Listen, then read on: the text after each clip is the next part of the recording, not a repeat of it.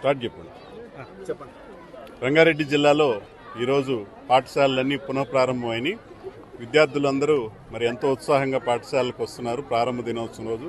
అదే సమయంలో మరి గౌరవ ముఖ్యమంత్రి గారు మరి ప్రభుత్వం ఎంతో శ్రద్ధ తీసుకొని ఈసారి మొట్టమొదటి రోజే uniform, text books, note books, అలాగే వర్క్ బుక్స్ అన్నీ కూడా అందే విధంగా అన్ని చర్యలు తీసుకున్నాము.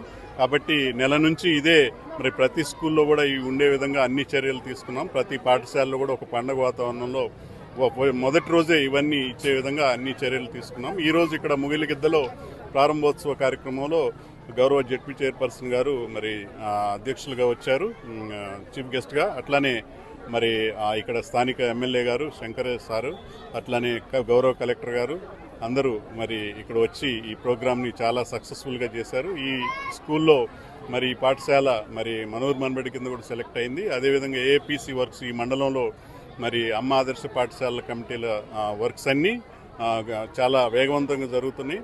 అదేవిధంగా జిల్లా వ్యాప్తంగా కూడా అన్ని చర్యలు కూడా ఈ మౌలిక వసతులు కల్పించే విధంగా మరి ప్రభుత్వము అన్ని చర్యలు తీసుకునే విధంగా ఏర్పాట్లు అన్నీ చేయడం జరుగుతుంది. కాబట్టి మరి తల్లిదండ్రులందరూ విద్యార్థుల్ని మరి బయట ప్రైవేట్ స్కూళ్ళకు పంపించకుండా అన్ని ప్రభుత్వ స్కూల్లోనే మీ పిల్లలు చదివించే విధంగా చర్యలు తీసుకోవాలని, మీరు ప్రభుత్వ స్కూళ్ళకు వచ్చి మీ విద్యార్థులను చేర్పించి తల్లిదండ్రులతో అందరూ కలిసి మా టీచర్స్తో మాట్లాడి మీరు మంచిగా అడ్మిషన్ పొంది మంచి చదువుల్ని మీ పిల్లలకి ఇచ్చి మంచి భవిష్యత్తు మీరు పిల్లలకి ప్రసాదించాలని కోరుకుంటున్నాను. Thank you. సార్ రాష్ట్ర వ్యాప్తంగా ఇప్పటికే ఉపాధ్యాయుల బదిలీల ప్రక్రియ అన్ని జిల్లాల్లో మొదలైంది సార్. రంగారెడ్డి జిల్లాలో ఆగిపోవడం కారణం? రంగారెడ్డి జిల్లాలో 3 కోర్టు కేసెస్ ఉన్నాయి. ఆ కేసెస్ని మనం స్టే వికెట్ కూడా చేయించాం గౌరవ న్యాయస్థానాల్లో.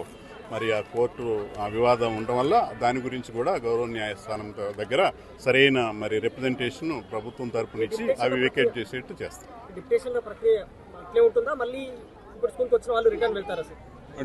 ప్రక్రియ ఏం లేదు ఇప్పుడు ప్రస్తుతానికి. ప్రభుత్వం నుంచి ఏ విధమైన ఆదేశాలు లేవు. మనం ఇప్పటివరకైతే ఏం చేపట్టలేదు. ఎందుకంటే ఈసారి మనం డిఎస్సీఏ తీసుకున్నాం, రిక్రూట్మెంటే.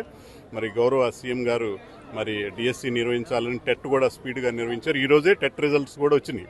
సో టెట్ రిజల్ట్ కూడా వచ్చింది కాబట్టి డిఎస్సీ రిక్రూట్మెంట్ కూడా స్పీడ్గా జరుగుతుంది. కాబట్టి ఎక్కడ ఖాళీల్లో అక్కడ ఉపాధ్యాయుల్ని నియమించే విధంగా చర్యలు తీసుకున్నాం. 10% గుర్తించారు. 100% ఫెయిల్ అయిన పర్సంటేజెస్ ఉన్న స్కూల్స్ కూడా రంగారెడ్డి జిల్లాలో ఈసారి లేవు.